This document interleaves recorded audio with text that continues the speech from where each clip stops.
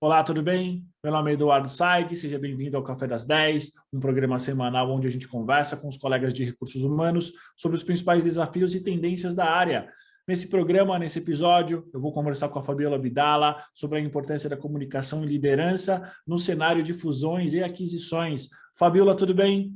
Oi, Edu, bom dia a todos, bom café. Eu estou bem, é muito frio em São Paulo, mas é ótimo a gente ter aí um café para discutir esse tema que é tão importante nas organizações. Obrigada aí pelo convite e parabéns pela iniciativa, que é um canal de educação também, não só para os profissionais de RH, como também para a liderança. Exatamente. Fabiola, obrigado pelas palavras. Está bastante frio aqui. A gente está gravando esse episódio no dia 28 de julho. Fomos surpreendidos por uma frente fria, está bastante frio. Fabiola, para quem não te conhece, quem é você no mercado de recursos humanos? Conta um pouquinho da sua carreira para a gente. Legal. Eu sou profissional na área de pessoas há 20 anos, sou psicóloga de formação. Meu propósito sempre foi desenvolver as pessoas e desenvolver a organização, pensando aí em toda a jornada do profissional quando entra na empresa. Também sou coach, uma coisa que eu também faço aí com paixão, que tem a ver com desenvolvimento. E nesse decorrer aí, Edu, passei por várias empresas, né, de segmentos diferentes, e pude viver, né, 3 momentos aí de aquisições e fusões, enfim, que hoje me inspiraram a conversar aqui com você. Então, espero aí que o público goste, né, que faça sentido aí na experiência que a gente está vivendo atualmente, né, com uma taxa alta aí de fusões e aquisições, e fico aberta aí para qualquer pergunta, enfim, qualquer contato. Ótimo, Fabiola. Já adiantando, para quem não conhece o café, todos os dados de contato da Fabiola, eventuais referências que ela venha passar, estarão nos cards, tanto para o YouTube quanto para os podcasts, tá? Fabiola, para a gente começar, algo bastante simples, o que são fusões e aquisições? Então, Edu, fusões e aquisições nada mais é movimentos, né, operações que uma empresa compra outra, ou uma empresa se funde com a outra, né, numa joint venture, para em torno de algum objetivo de negócio, estratégia, seja aumentar a market share, seja entrar num mercado que a empresa ainda não opera. Então, basicamente, de forma simplificada, é isso. Entendi. Fabiola, qual é a cultura organizacional que uma empresa precisa ter antes e depois desse processo de M&A?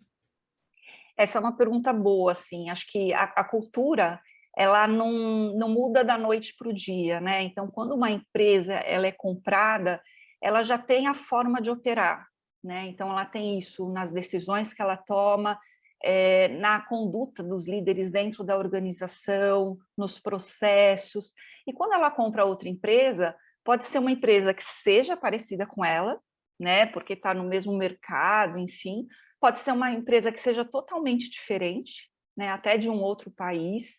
Então, é bastante delicado isso. Então, é importante, Edu, que se faça um diagnóstico dessa cultura para saber, baseado no que os líderes executivos colocam aí de objetivo estratégico para a companhia, qual que é a cultura que vai suportar isso, né?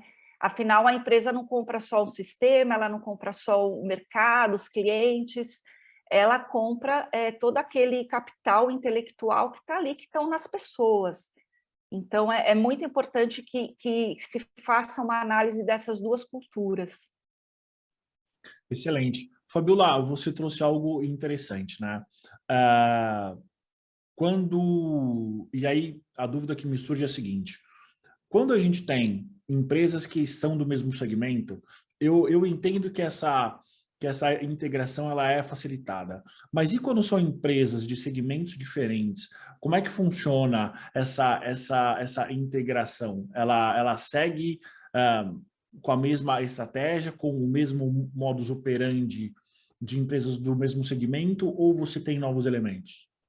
Então, geralmente, Edu, quando as empresas são do mesmo segmento, elas tendem a se unificar para ter ganho de sinergia, né?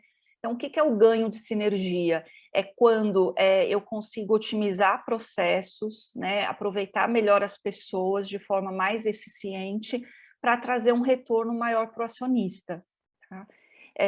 Tem um dado interessante que até foi uma inspiração para mim, para eu escrever, que é justamente que a KPMG traz que 68% das empresas, após 5 anos da fusão, da aquisição, elas não dão o retorno que o acionista desejava, quer por adaptação de cultura, quer por ganho de sinergia, então isso é bastante relevante. Eu vou citar aqui, tem minha intelectual, que é a Betânia Tanuri, que ela trabalha com cultura há muitos anos, né? E ela traz uma definição que ajuda muito, acho que ajuda muito os profissionais de RH. Ela fala o seguinte, né, que tem alguns tipos diferenciados de integração. Então, tem a assimilação, que é quando a empresa compra e essa cultura prevalece na empresa adquirida. Tem quando as duas empresas vão trabalhar de forma separada, né? Então, às vezes, o que acontece? Uma empresa é comprada porque ela faz parte do mesmo ecossistema para o cliente, da mesma cadeia de valor, mas a empresa não vai entrar para operar, ela simplesmente ganhou uma outra etapa aí de cadeia de valor. Tem o que a gente chama de integração reversa, né, que é quando a empresa compra, mas ela olha e diagnostica que a cultura da outra empresa é melhor, né, para o objetivo de negócio que os líderes traçaram. Então, tem todas esses tipos aqui, e também tem uma mescla, né? Quando eu olho para uma empresa, eu olho para outra, eu vejo que tem coisas muito bacanas que a gente pode combinar e dar certo para o negócio. Então, eu diria, Edu, que assim, a primeira coisa mais importante que tem é ter claro da liderança executiva para onde a empresa quer ir com essa aquisição.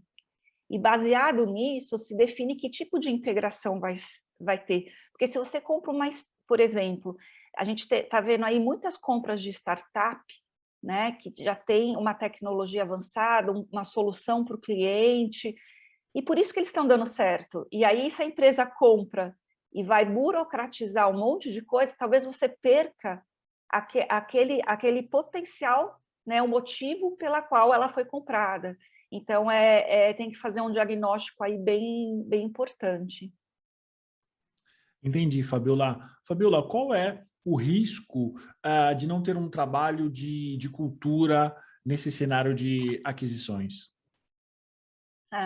O risco ele é grande, né? Então, essa pesquisa publicada aí pela Folha, que depois vou te pedir para passar para o pessoal, é grande porque traça aqui muitos insucessos depois de fusões e aquisições vêm por causa dessas diferenças culturais, né? E aí, Edu, é muito comum que quando se tem uma fusão e uma aquisição, principalmente da empresa que é comprada, que os profissionais fiquem com receio de perder o trabalho, às vezes até os profissionais da empresa que vai comprar têm esse receio, que é natural do ser humano, né? Então, quando você tem um trabalho de cultura, que a empresa ela pontua realmente que valores são importantes, né? O respeito com o cliente, o respeito com os times, com as equipes, as pessoas se sentem muito melhor, né, para fazer o trabalho delas bem. Quando você não tem um trabalho de cultura, qual que é o risco também? Que as pessoas prendam esse conhecimento, né, porque em tese é o sustento delas. Então, é muito importante que a liderança atue mediante alguns valores que vão ser aí priorizados, mas na conduta do dia a dia também. Entendi, Fabiola. Super importante o papel da liderança nesse contexto. E aí, você falando, me surge uma dúvida. Qual é o papel?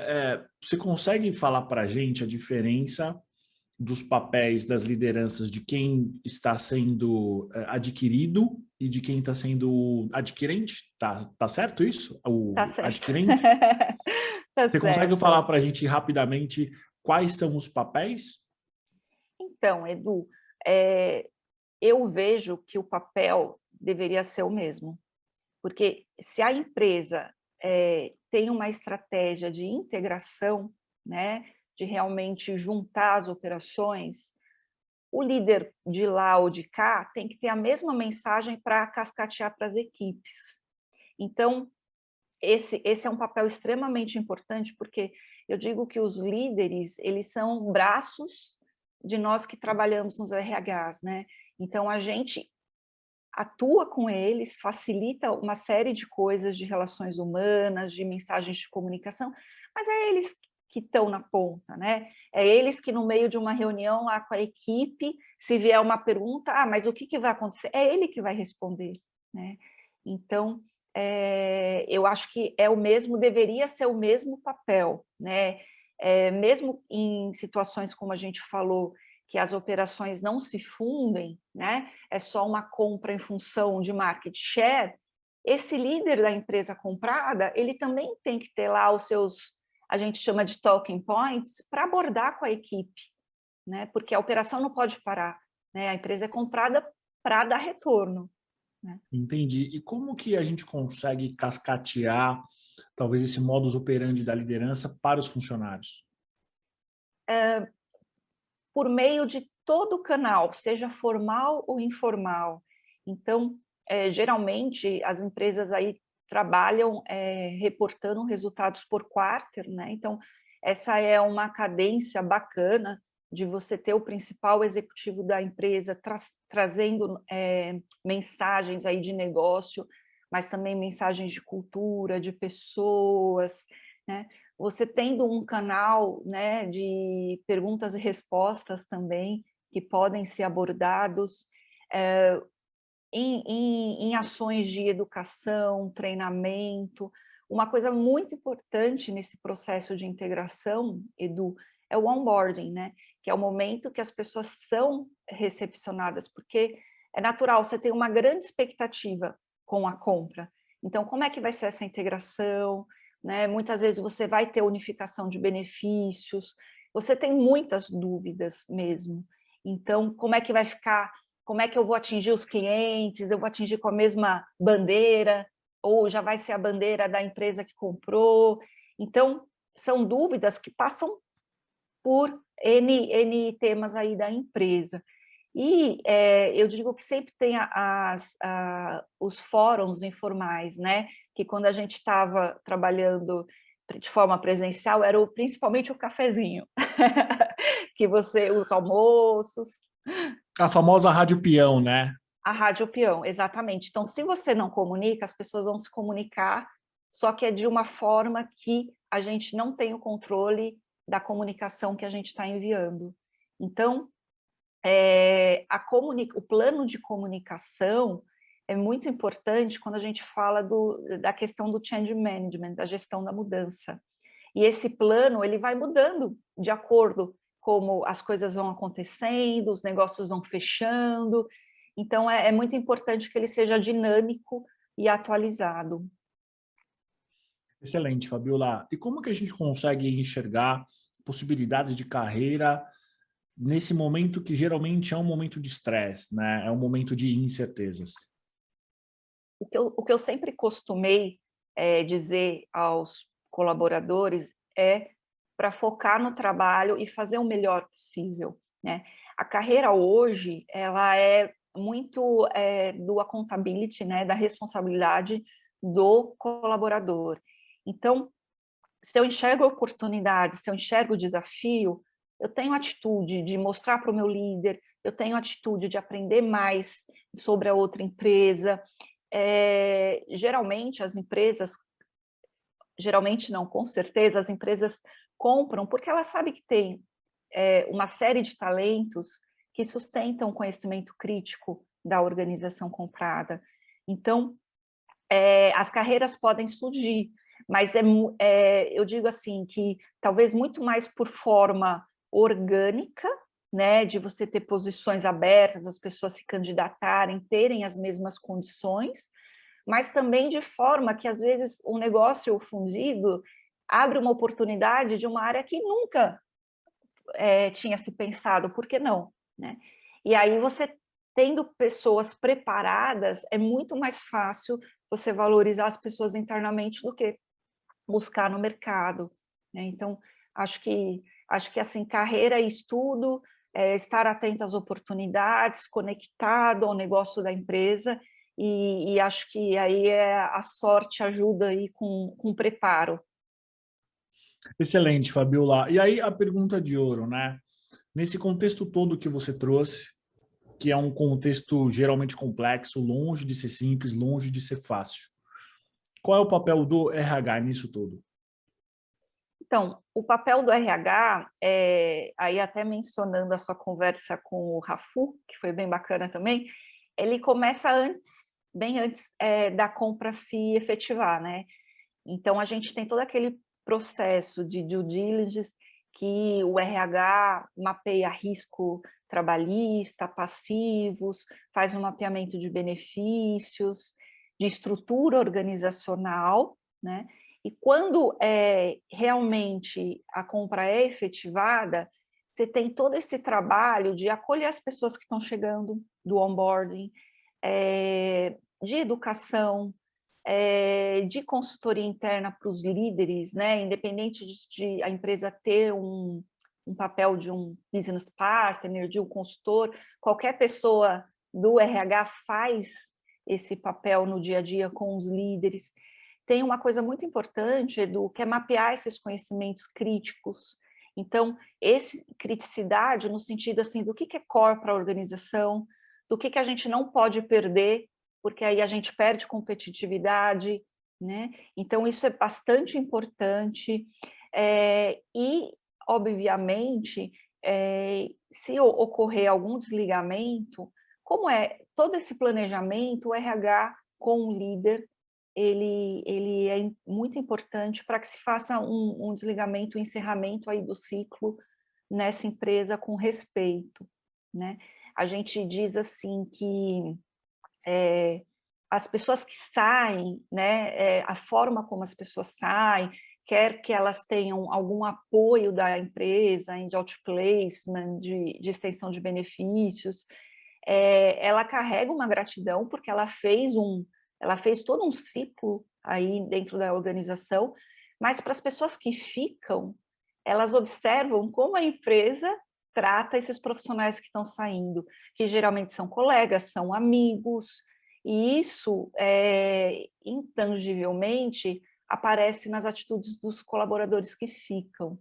Então, é muito importante, assim, fechar esse ciclo, e muitas vezes essas pessoas saem e vão para oportunidades até melhores, né, que façam sentido para a carreira delas, mas também olhar para quem está dentro, vendo essas transições, né, que são naturais e esperadas. Existe alguma coisa sobre esse tema que você gostaria de falar que eu não te perguntei? Não, Edu, eu acho que o único ponto que a gente fala é a questão da gestão da mudança, né? Então, esse é um ponto que não só no cenário de fusões e aquisições, mas qualquer mudança efetiva que a gente tenha de sistema, de cidade, é importante a gente entender como é essa curva da mudança e geralmente como que essa curva aparece, né?